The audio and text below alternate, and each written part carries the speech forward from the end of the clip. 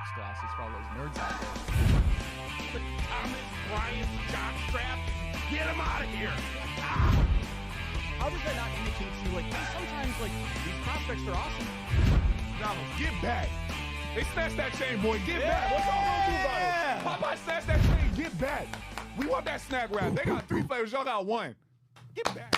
Hey everybody, welcome into the Big Factor here on the Big Play Sports Network, presented by FanDuel. Ryan Tyler, Jack Rourke, Nick Padone, Rob Watson. Good morning, gentlemen. It is Monday, December 22nd, 2025. Trudging along to Christmas break. Happy to be here with you fellas, talking some sports, some Browns football more specifically. Wish it was a different story, but hey, at the end of the day, I'd be lying to you guys if I said I wanted the Browns to win that game yesterday. Turned out they didn't. They have the number 3 pick. We know that'll turn into the number 2 pick. A lot to talk about today. Good morning. Rob, we'll start with you. How are you?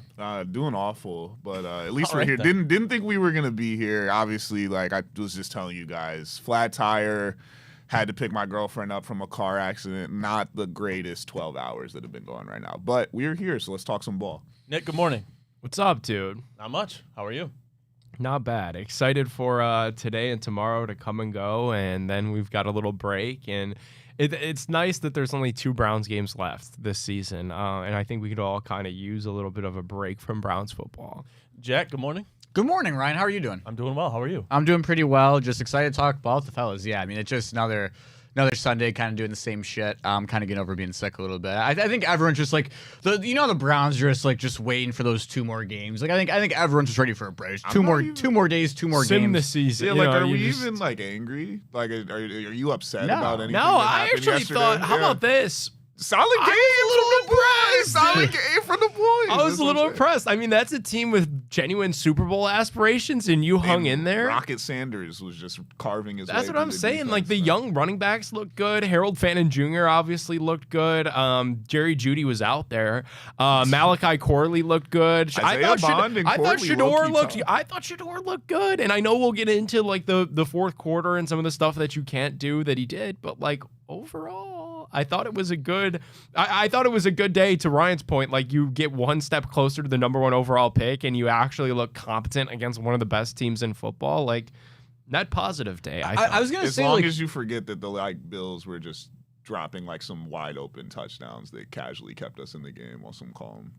And Other also, than for that, whatever Steelers reason, next one, yeah. and for whatever reason, they just refused to run the ball, because when they did, the running lanes and were then wide also open. we'll get into it, bro. But they definitely didn't play their best game. but I was gonna say, like, my like lack of or madness, I guess, came like even like end of the first half. Like, they were out there for the kick. Was there a moment where any of you guys thought that kick was gonna go in? Like when they lined up at any point in time? The Schmidt? Yeah. Well, I mean, yeah, he didn't even I get thought to- you could I make just it. like He's same old good. Browns. I didn't think that was going in. I knew we had to have a special teams It was gaff a at Yeah, some point. right? Like, it was it a was 48-yarder. He's I mean, been money on that. the- If yeah, they would, but we were if like- they get the hold Yeah, off, but and give him Ravens I don't know. I didn't really think Crone that is was still going on the same sideline. Haslam like- made the call. Haslam made the call to the sideline. We know how that goes.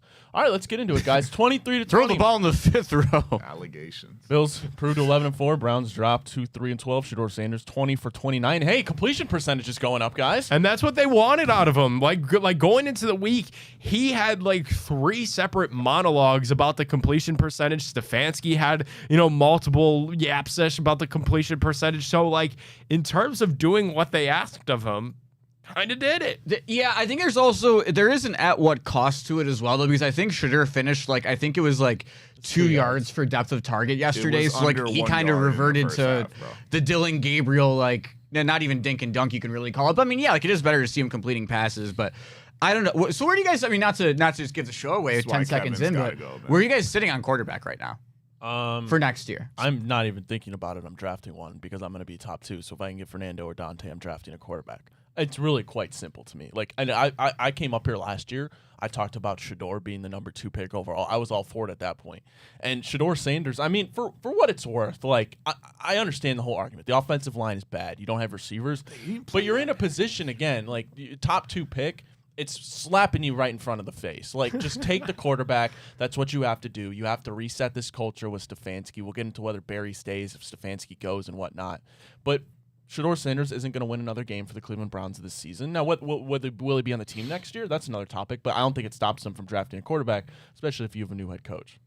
Yeah, I think with a quarterback right now, like I'm a little bit different from Ryan. I'm open to all options, and actually what I saw with that completion percentage, and I get like they were mostly check downs, but that was one of his red flags is that he wouldn't take the check down, and that was something that he'd never consider, and now he's finding ways to do that and being kind of a similar quarterback to Dylan Gabriel. I'm not like I got 2 more weeks of regular season football, and then I've got a head coaching search, and then I've got an entire college football playoff to go where I could continue to see Fernando Mendoza and Dante Moore. So like I'm not ready to like plant my flag anywhere yet until I see how the college football playoff unfolds and what Shedeur is able to do over these next couple of weeks and what the new coach is going to get in here and want to do. If the season ended today, they'd pick a quarterback. Well, no, technically, if the season ended today, they wouldn't. If the season ended next week, they would because we're going to move up to 2. That's really just what I think the bottom line is. What would a tie in that game do?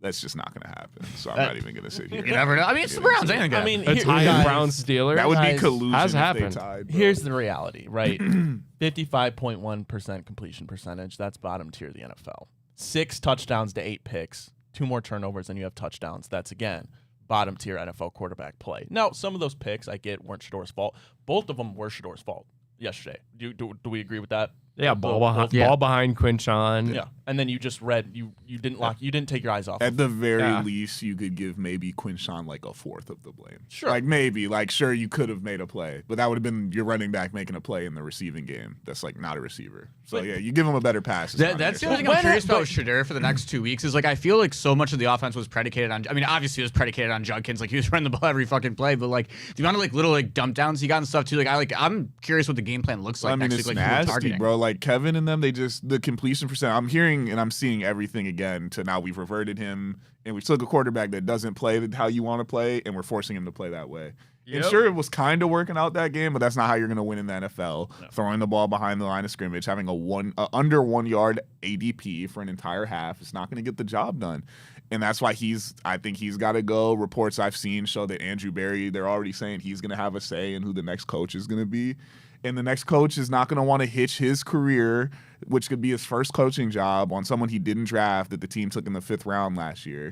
And then Andrew Berry, who's probably going to be in a make or break year next year if he does stay, probably isn't going to bet on Shedeur either. No. So it's probably that's just where we are, bro. Just take 1,000-foot step. And I don't even mind. Look at the situation. You have back-to-back years where your franchise is going to win 3 games. You're going to be looking for a new head coach. You have what is probably going to be a top 2 pick in the NFL. What franchise in that scenario isn't taking a quarterback? And if he wants the to ones stay, that trade, the one that Andrew Berry's in charge and you trade back. If he wants to stay, he's got to for win. whatever reason, in a year where you needed a quarterback, you traded back, and then you took 2 quarterbacks and you don't know if either of them are the answer. Like that's just the Browns just can't get out of their own way with this stuff. And that's why like I'm open to anything. And I actually think that like I wouldn't be surprised if they prioritize, this is just my opinion, if they were to prioritize a head coach who would prefer to be open to Shedeur Sanders starting in 2026, because that would let them trade down from 2, that would let them address their offensive line, it would let them address receiver, and it would let them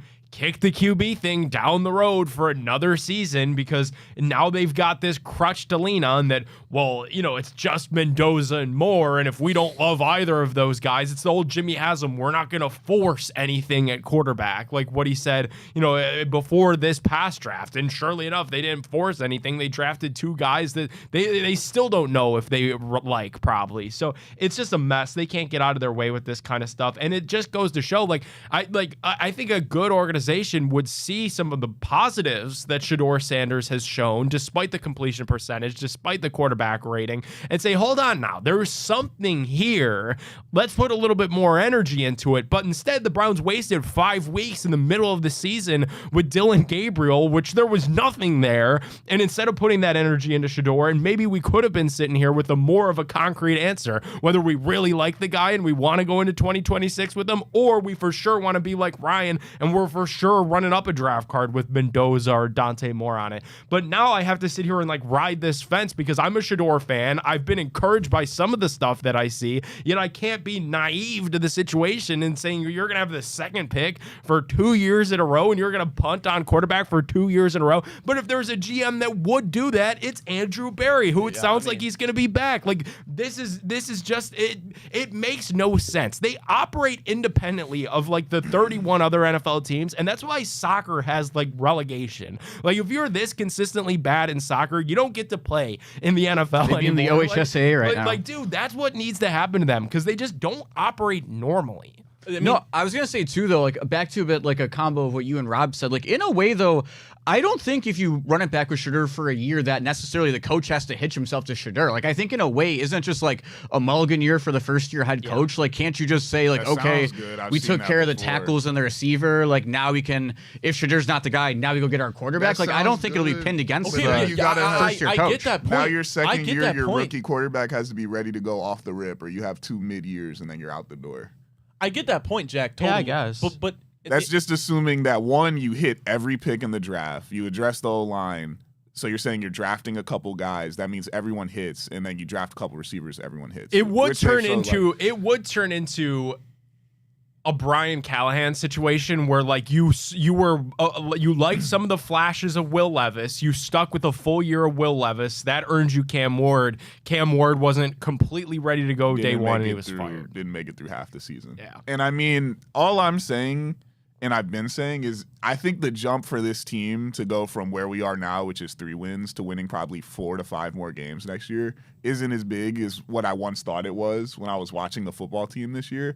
And they're going to see that they can make some serious upgrades. And if you look around the NFL, most of the quarterbacks that are worth like anything were top 5 picks. So it's going to be a pick you spend if you have a top 2 and I'm going to pick. bet on the Browns to They're gonna sway spend- from history. No, They're like, gonna they're not going to be spend they're the outliers in bad ways. They're And not I'm the not- outliers that make things work like a Brock I Purdy. might be the biggest Shedeur fan on the panel, but he hasn't done enough to just say that we're going to hitch and just pass up on if they continue to play well in the playoff, those Dante Moore and Mendoza, they're going to be at the top 2 and you're going to pick one of them. It's quite simple. You're going to sign free agents. They have cap space. Somehow, some way they have cap space. I don't know how Barry's done that. That's the one thing he's good at. And you're going to probably pick a number 1 receiver in the draft, and that's going to be the hope. That's going to be the prayer. And then you're going to look to see results next year. And if you don't, then they're going to be looking at him, and then maybe the head coach will be picking a new GM next year. Put it like this. You're in a position where you have a top 2 pick likely at the end of the season if they lose out. Put it this way. Do you think Dante Moore is going to be a better quarterback than Shedeur Sanders? If the answer to that is yes, and I mean, I do personally, and I'm a Shedeur fan, I think Dante Moore will be a better NFL quarterback than Shedeur Sanders, then you take him. I really do think it's that simple. You're in that position to get one of these guys. If you think Dante Moore is going to be a better NFL quarterback than Shedeur Sanders, you take him. He's 20 years old. Well, because When the that other second piece of contract hits- the other piece of that is that, like, okay, so let's play the hypothetical world where they do run back Shedeur and they improve the offensive line and they improve the receivers. I mean, with this defense, you could be looking at 5 or 6 wins, maybe a 7, 8 win season. Well, then you're not gonna draft a quarterback. You're gonna be out of the That's what I'm range saying. to draft. If a you premier pick him, quarterback. you stick with him, and you're gonna have to pay him sooner because I'm pretty sure his contract is shorter, so you're gonna have to extend him. He way only has quicker. 3 years after this year. Yeah, so it's tough, but it's simple for him. I've been saying it for the last 2 weeks now. If he wants to stay, he's got to find a way to win some games because then you'll just get us out of the position to draft a quarterback, Welcome to and the then we'll NFL. stick with you. It's not fair. It's where it is. He's got to find a way to win, and they could have won. But, you know, things went a little – maybe if we had 2 less turnovers, we win the game yesterday. So I let me don't- ask you guys, talking about Dante Moore, because I read an article by Dane Brugler on The Athletic this morning about like the draft eligible quarterbacks and who might come out, whose stock is going where and stuff like that.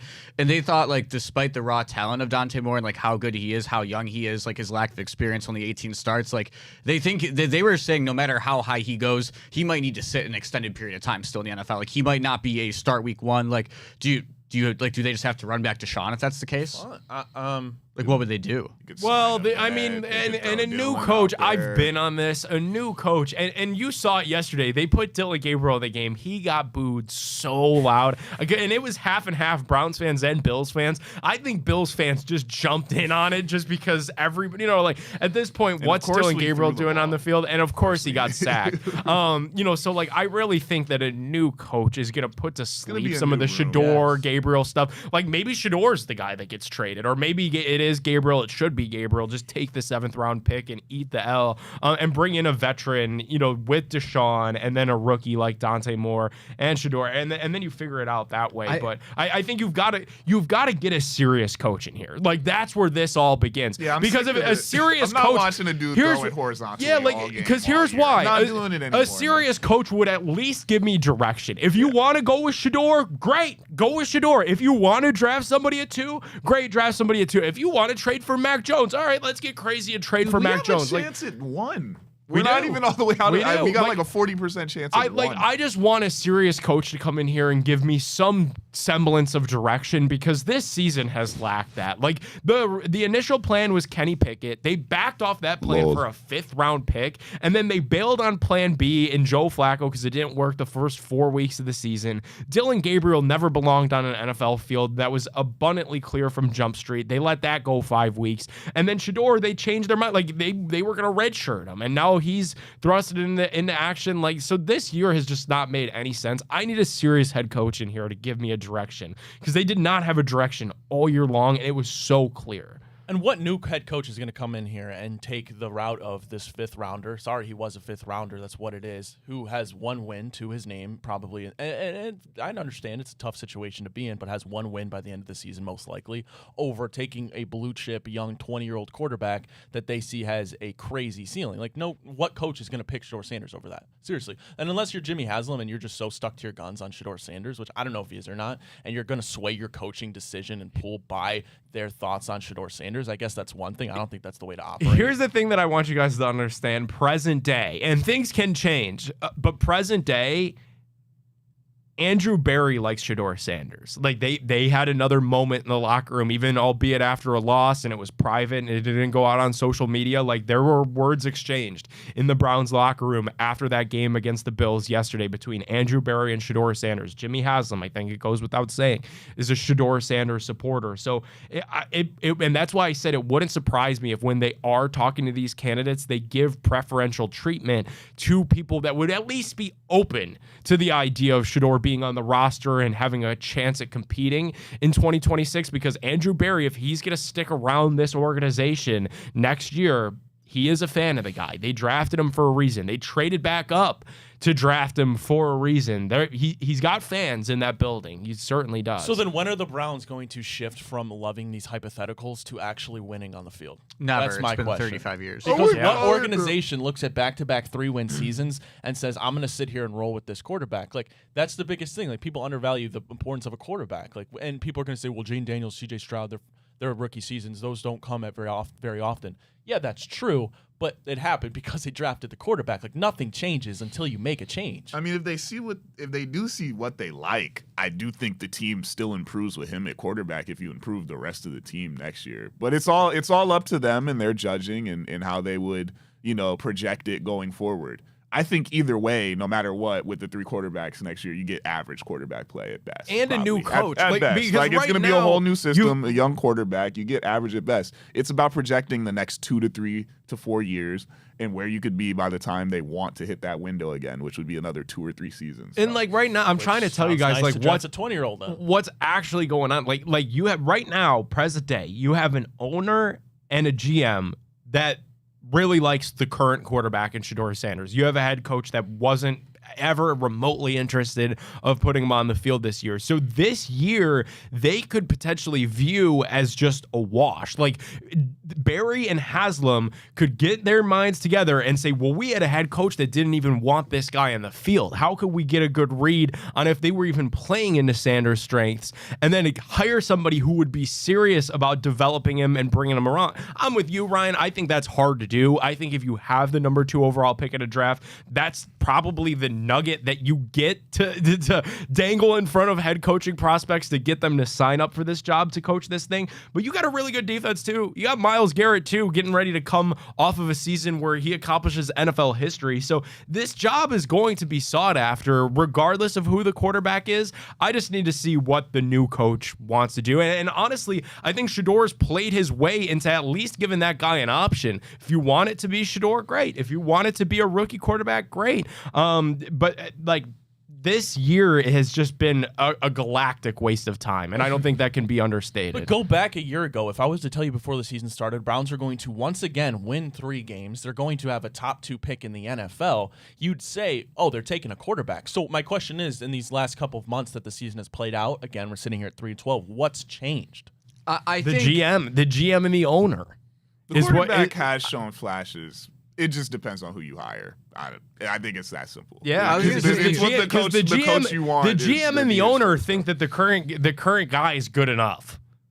Good enough. That's what I was gonna say, because evidently not winning games.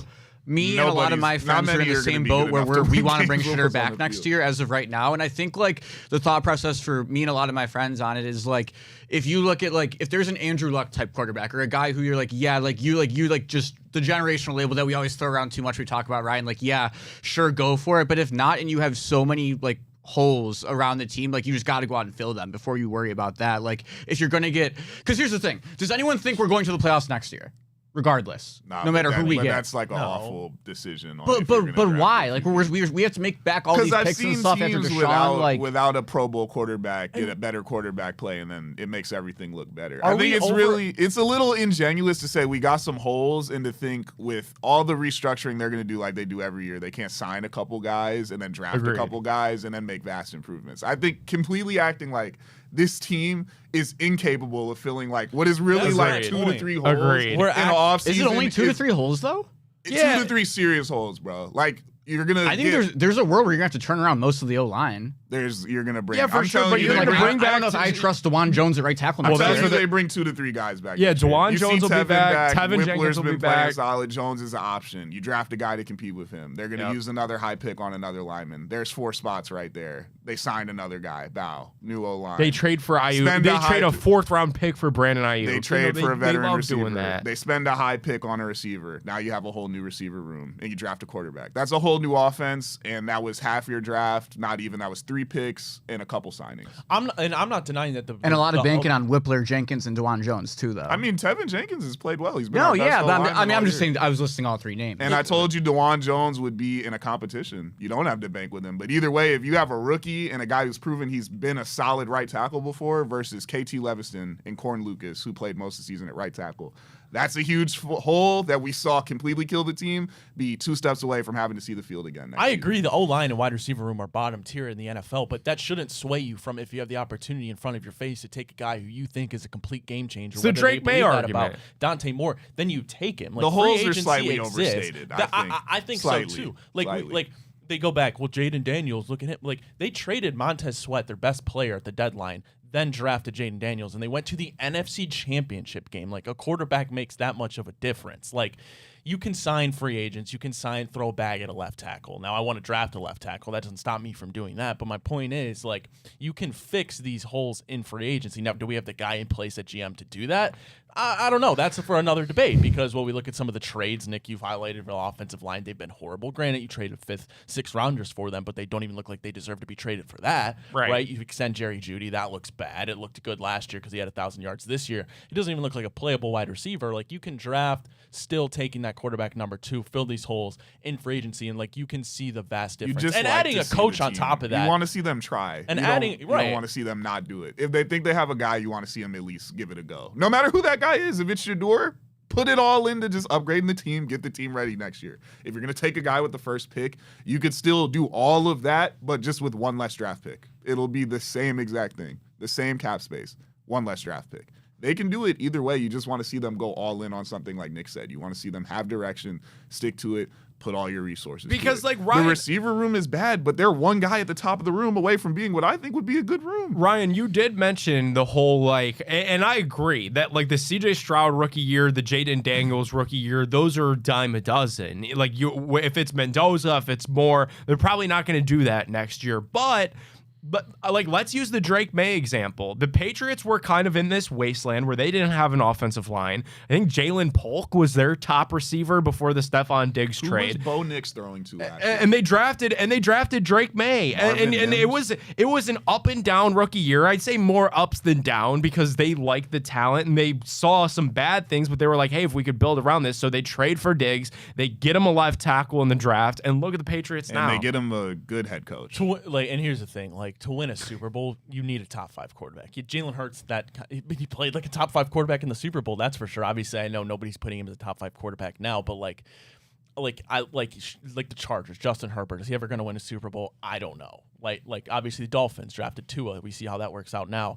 But like you have to go get that guy that you think could at one point be a top 5 quarterback for at least a couple years to have that window to win. I just don't see that in Shedeur from what I've seen these last couple of games. Like, could it change with a better O-line and better receivers? Yeah, of course, it probably will get better, but you need that guy that's going to completely change the game like a Josh Allen.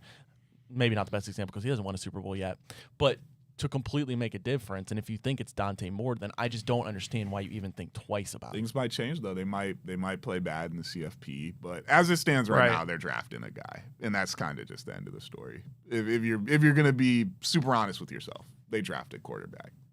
All right, we're not done talking about the Browns, but I got to tell everybody about Garage Beer. Garage Beer comes in just 2 flavors, classic light lager as well as that classic lime. No frills, no bitterness, no IPAs. It's just beer the way you want beer to taste, and that is beer, flavored beer. So scan that QR code now or go give their website a visit, drinkgaragebeer.com, to find local retailers who sell garage beer near you. Again, that is drinkgaragebeer.com. Well, guys, it seems like the more the season goes on, the more reports that I read, kind of seems like the Browns, Kevin Stefanski probably gone, but it kind of seems like Andrew Berry might be here to stay for another year and make or break it, whether that's because Jimmy Haslam loves him, whether that's because we've seen hits from this most recent draft.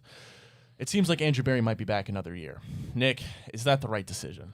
Look, could I say this? I understand it, but I vehemently disagree with it. And I say that I understand it because I'm sure Andrew Berry has an NFL draft board already a work in progress, and it's not written in Sharpie, but Drew Aller in the 3rd round. I'm sure Andrew Berry has a free agent list and trade list, and has started some of these conversations in the scouting department. So, like, when you get to this point in a season, like, you certainly have begun game planning for 2026 and what that looks like. So if you were to fire Andrew Berry, I mean, you're kind of behind the 8 ball at this point. If you get a new GM in here at this juncture or further, let that decision come later in January. You're even a month further behind that process. So I get it from that standpoint, but what have we all been talking about? The Browns need to fix their quarterback, or the Browns need to identify a quarterback, whether it's Shedeur or someone else. They need to identify a quarterback, they need to fix their wide receiver room, and they need to fix their offensive line.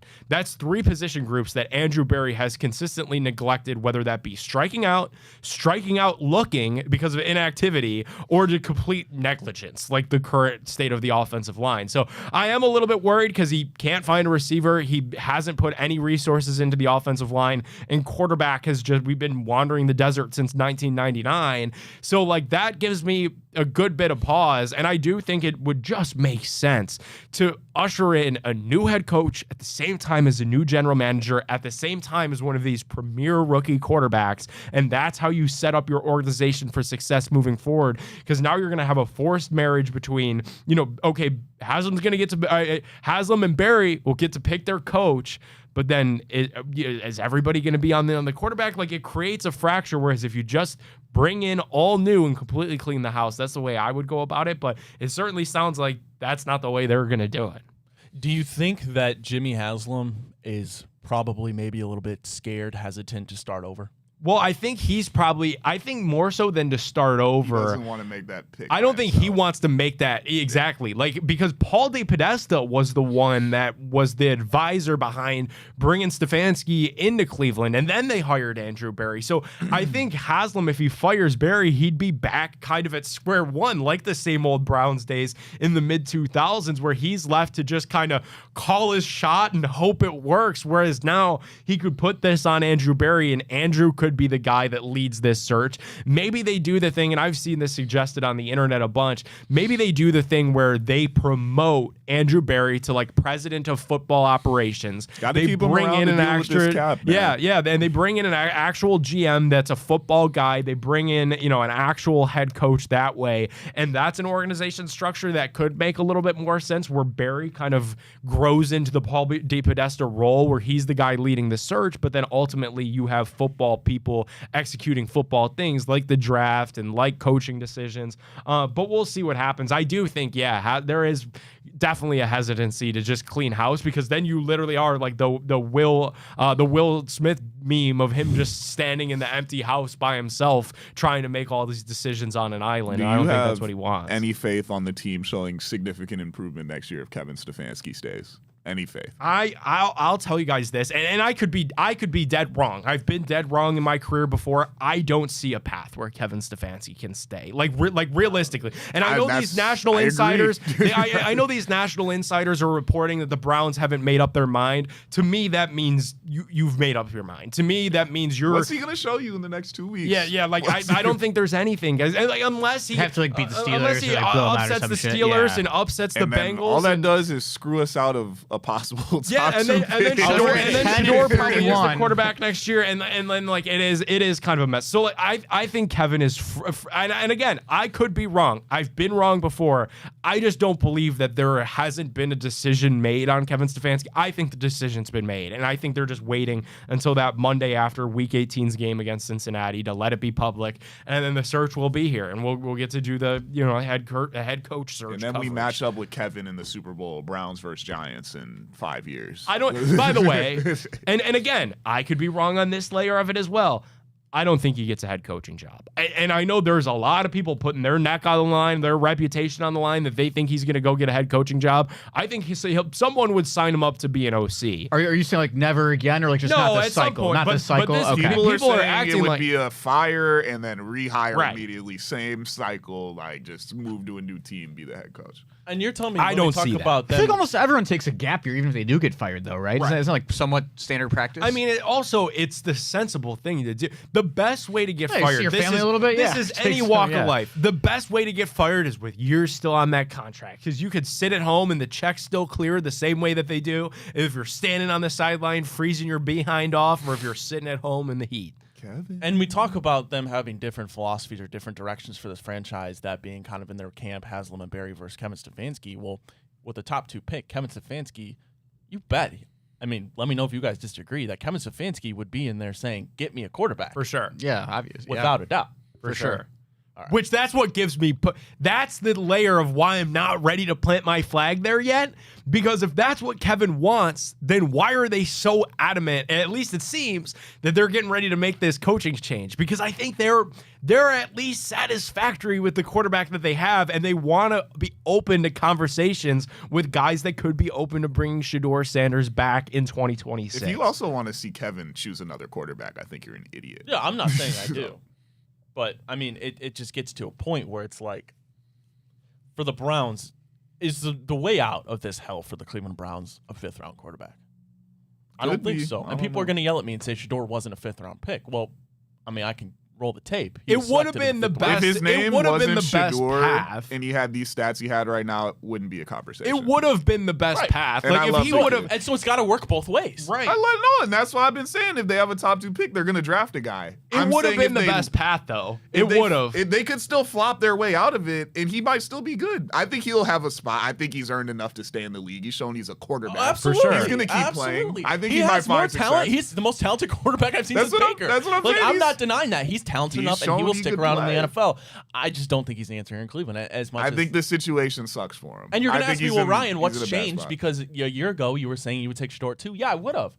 And this is a different story if I'm not staring at down the barrel of a top 2 pick, but I am. If the narrative was, if he wasn't taken where he was, if he got to play more games this season, if we didn't waste our time with the elf, if all that happened, different situation. But we are where we are. He got to play X amount of games. He's got 8 picks in 6 games. And we knew That's that, not by the gonna way. make any, We were saying that in the first couple of weeks of the season that Dude, there was not going to be training camp. that there wasn't going to be. I said that on draft night. That there wasn't going to be enough time left, and there wasn't enough time left. I don't know why they did the 4-man quarterback thing. It didn't make any sense. And again, that's on Barry too. Was Flacco Because in who knows, before by the now draft, or we was might have he been after? seeing breakthrough. We might have been seeing before. breakthrough instead of, dang, we don't know. We could be halfway through. But the puzzle never got to get finished because you had 4 different people working on 4 different things, 4 different boxes. And it is, and again, that's why people say the same old Browns, because here it is. Dysfunction. Like you have, you've got a head coach that wants to do things his way. You got a GM that wants to do things his way. Too many cooks. That's why I'd clean it all. Like, go to organizations, guys. It is so simple. You get the head coach, and the head coach is the CEO of the organization, and everybody else does what the head coach wants to do. It's how Andy Reid operates in Kansas City. It's how Belichick operated in New England. It's how Vrabel's currently operating in New England. It's what Denver's doing with Sean Payton. It's the way to do it, and they're not doing it. If they're going to truly keep Barry around, they're not following the blueprint that's out there. That you get a serious coach and you let the serious coach do the organization his own way. And I think Kevin thought that he deserved to be that serious coach, and to his detriment, he tried to Babe Ruth call his shot on Dylan Gabriel, and it was an epic failure. If they get rid of everybody, like, and we're going serious, like, do you want the young guy or do you want to go with someone who's been a coach before? I would, me personally, I want somebody Are that's we been a calling coach. like Mike McCarthy? But yes, you could sign me up for Mike McCarthy. We gotta call for some sure. people that have been there, because then if we're gonna put a guy at the head, I can't risk it all again on being another Freddie who's never done it before and just doesn't know how. Like, then I want a grizzled vet. But then how many options are there? Like that whittles down the field limited. more. McCarthy, like, Gruden, maybe Tomlin. the I don't Belichick know. thing. Your options are tremendously limited at that point. How you don't have the opportunity every year like the Browns have right now. You can make a clean break with your head coach, and if you're Jimmy, nobody would blame you. Agreed. Back-to-back 3-win seasons. Nobody's blaming you, so you can scot-free get a new face to lead this locker room. A top 2 pick to get it makes too much get a sense. franchise quarterback. Like, Did you see what he put on his phone? just here's the thing. Reap the rewards of being bad if you're the Cleveland Browns. You're sitting there at the number 2 pick with Dante Moore, Fernando Mendoza staring you in the face. People have preferences on which one they want. Right now, I'm probably honestly leaning a little towards Moore. Maybe that's because I think he'll be more available than younger. Mendoza. Better upside, He is too. younger, right? Probably More mobile. much more mobile. I think even though Mendoza's a little sneaky. What's mobile, safe but about Mendoza is that it's safe. Like I could see the most solid I don't want safe. 80 overall NFL quarterback. I agree. I don't want. I don't want safe. Especially if I don't I'm want drafting safe. one. If I want safe, safe was Jared Goff. No. Safe or was I Jared go Goff. trade for Mac Jones if I want Goff's safe. been to a Super Bowl. Yeah, he has. Goff's no. been to NFC championships. I'm sure you guys would take Jared Goff. We would have taken Right him now, for a yeah. long right time. now, For a yeah. long I'm time. Right now, desperate as but hell. when I I think see, but when I Mendoza's see, got but, Shane but, McCarron but right to be fair, just in the last 5 years, Rob, when I've seen quarterbacks come into the woodwork of the ilk of Patrick Mahomes, of Josh Allen, of Caleb Williams, probably Caleb Williams right now looks like a nice MVP pick next year. By the way, like I want a quarterback that can do those things, and to me, that's Dante Moore. I think Moore's great. Higher upside pick. I think people will start to sleep on Mendoza. I think he's even got more upside than Goff, but he's got a much higher floor. The Look thing at with us, Moore Jack. is it could go the other Debating way. draft saying- picks. Yeah, But here we yeah, are. We're back Here here. we go. We're We're right so here. bad. We're right here. All right, We're right Warner here. Sanders. Everyone. I'll take either one. I'll take Sanders still. My whole point: reap the I rewards. might of- even take a veteran. Reap the rewards of being a bad franchise and take the quarterback that's staring you in the face, the most important position in sports. All right, Who's the coach? I'll read What'd some you of these show comments him? real quick Was it- before we what'd flip you put over on your because we're phone? running out of time. Was it Oh, yeah, I Look texted at you. the I texted group you. chat. Big Friday says delusional is an understatement. Please take a quarterback so y'all can talk about the same shit next year. Valid game. Doggy Bone, SMH, more of the same. Patriots and Bears give you the game plan. And to draft another quarterback into this quarterback Broncos did the purgatory is same crazy thing. work. Mendoza and Moore are beneficiaries of top 5 defense and offense. I mean, that's college Okay, and you football. got a top 5 defense here. Like, that's all we need. That's all we need. Madness, man. Madness, man. All right, we only got a couple more minutes, but we can talk a little bit about the college football playoff, Jordan guys. up the top Alabama five. storming back down 17-0. Yeah. They had some people deleting tweets in the first quarter and a half. Nah, I kept mine up. They I'm a come real back, one. completely take over the game. They win 34-24. Alabama advances to the second round of the college football playoff, where they'll take on number 1 Indiana. Ty Simpson in this contest, Is he guys. back? 232 yards, 2 touchdowns, 0 picks in he this one. back? John Mateer with an ugly pick that really flipped the complete momentum. Garbage. Alabama got the ball to start the second half, and then it was all roll tide from there. Kalen DeBoer quieting the firing rumors. in You Tuscaloosa. here's the thing for Brent Venables in Oklahoma. You absolutely can't bring out 50 Cent and then all the way blow the 17-0 lead. Like that was so embarrassing. The pick 6 was such a backbreaker for them, but I mean, huge credit to Ty Simpson because I was ripping on him on the show all last week, saying Is that he I thought gonna work his Oklahoma way was back going to win the into game. mid-first No, round I mean like pick? Is he the gonna throw work his way he back? the throw he had Steeler. to number For the 17, I think Rams. it was when they went up 24-17 team was Steelers, I can ridiculous. see, He hit too. the tight end a couple of times, really nice. Like Oklahoma just sold the shit out of that second half. Mateer is dog water. Yeah, it was Can we bad. talk about He it? I is mean, his like, I mean, and again, like I know you played an easier He had schedule the first highs- couple weeks there of was the year, a but like, time at this point in the Dude. year where they were saying he could be fighting to be the first Before he broke quarterback his hand. off the board. Before yeah,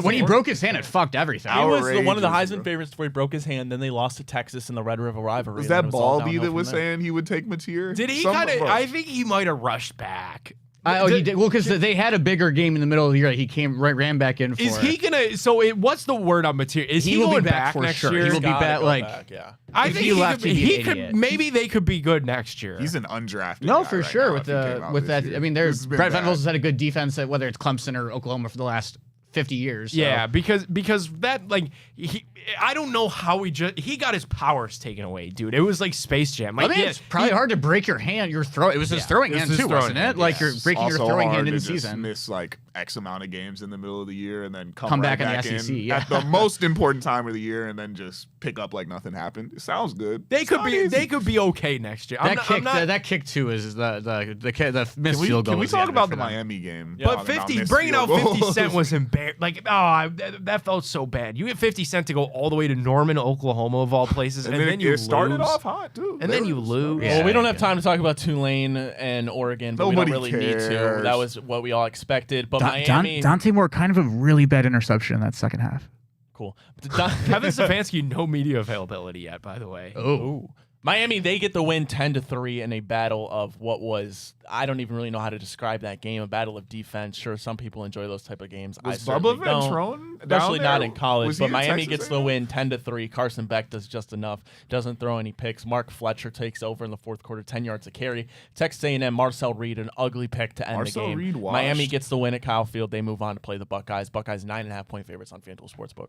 Yeah, I don't know. I think the thing with A&M that no one's really talking about is like when they lost their top running back like that. I mean, like he did. Le'Veon Moss came back, but like that was what kind of screwed their season over. Once they lost their ability to run the football, like that just drilled them. Like up front, Miami smoked them. I think like what did A&M finish with on the ground? It was like really, really ugly. I'll go look, but it was 27 yards of the people leading said rush. 27 yards. Yeah, And that it was ain't good. Marcel Reed The on most 15 carries. The most fraudulent team to ever be 11-0 ever is what Yeah. people were saying. They didn't go to the SEC championship. They lost their rival in the last They week. fed on the bottom of this. They got a home game and a playoff game and got popped by an ACC team that shouldn't have even been there, some said. And that was the worst 11-2 season of all time. In the playoff, well, what's the deal, man? Because this is maybe the worst opening round of football I've ever seen in my life. Well, I mean, the first round sucked last year too. I mean, that's the in order to get a competitive first round, you either need to drop it back down to 8 or you Gotta need make to it 16. go up to 16 and sit literally sit the first 16. But here's the thing: it's got to be the best teams. Then, like we all Yeah, knew that's that this the was issue. going to if happen. it's 16, one auto power 5 out of 16, and then maybe Yeah. 2. But then Did just you put mean the G5? Hmm? G5? Yeah, a group Yeah. of 5. That's what I meant. One group of 5 team. Everything else is the best 15 teams in the country. Like, dude, if it's 'cause- another group of 5 team that's ranked high enough, sure. But then the rest should just be the Big Ten. No, Like, It- if it has If been Notre Dame back-to-back wouldn't have given years. Ole Miss a better fight than Tulane, then That's what I'm saying. I We would've could have jumped. seen Texas play this week. We could have seen Vanderbilt play this week. We could have seen Notre Dame play this week. We could have seen all those teams, Yeah. and then we would have got better BYU, matchups, man. bro. Like, Tulane. would have been much better. Well, James second round going to Madison. be a lot better. Oregon, Texas Tech, Alabama, Indiana, Ole Miss, Georgia. And then the December 31st, the only game, the first one of the second round, Miami takes on Ohio State. All right, Nick, let's tell everybody about FanDuel and get out of here. Yeah, guys, because it is Bro, going to be a busy week on FanDuel. You know how fast NFL game days move. One big play and everything changes. You got a fun Monday night matchup tonight, and that's why live betting on FanDuel is truly a game changer. With FanDuel, you can bet in real time while the game unfolds. If the score just flipped, you could jump on a new spread or a live money line. If a wide receiver's starting to heat up, bet that next touchdown score or the total yardage. Think a drive's going to stall in the red zone, take a live field goal prop, or just fade the total. Live player props, team totals, drive results, updated spreads, next play markets, it's all there. It's fast, it's fun, and with FanDuel, your live bets move as quickly as the game does. So whether you're riding momentum or just fading the hype, FanDuel puts you right in the middle of every single moment. Visit FanDuel.com/bigplay to download the app and bet the NFL live with us all season long. Must be 21 plus, present in select states. Gambling problem, call 1-800-GAMBLER or visit rg-help.com. Guys, I am watching Monday Night Football with my old roommate. this evening. He is back from North Dakota. He is a live Grand better Forks. on FanDuel. So I'm excited to get some live bets in on Phillip Rivers versus the 49ers, who have already clinched their playoff spot. Should be a fun one to live bet on FanDuel this evening. All right, Jack, you know what to do. Take it away. Yeah, quick side note, Phillip Rivers' alternate rushing yards were not available for Sunday parlays, so I do want to make that public knowledge before we get into this. All right, let's do it. Monday Night Football starting off under 46.5 for Niners at Colts over at Lucas Oil. And then #sharp, you know it, you love it, Brock Purdy. 5 rushing yards. He's going to get it done. Then we're heading, not to LCA. We're going all the way out to Portland for this one. Jalen Duren to record 15 points tonight. That is a big one. That is my pick of the millennium. And then LaMelo Ball, the Ball Bowl, going down part 2 in Cleveland. I think we played on Sunday a couple weeks ago. Took the L on that one. LaMelo Ball to record 8 assists in Hornets. Cavs, once again, under 46.5. Brock Purdy, #sharp, 5 rushing yards. Jalen Duren, 15 points. LaMelo Ball, 8 assists. You know, and I want to end the show on this because I remember we were talking like this was hot topics like around week 5. You know, Baker Mayfield might be available for trade by the time we get to the offseason. There could be a reunion. I trolled my dad with that yesterday, but it's possible. I mean, I think they missed the playoffs. Bryce Young and the boys took care of business yesterday. I think it might be reaching that. The Buccaneers might be at that point where we were a couple years ago. Just saying. How about that for some food for thought? Baker Mayfield back to Cleveland. That's the point we're at in this Cleveland Browns season. Shout out guys. to everyone in the comments too, man. Shout out to y'all boys. Shout out to FanDuel as well. Shout out to Garage. We appreciate everybody tuning in here to the Big Factor on the Big Play Sports Network. Ryan Tyler, Jack Rourke, Nick Padone, Rob Watson. We'll be back tomorrow. Same people, same time. Until then, have a wonderful rest of your day. Enjoy your Monday. Merry Christmas. We're almost there. And happy holidays to whatever you celebrate. We'll talk tomorrow. Until then, peace out.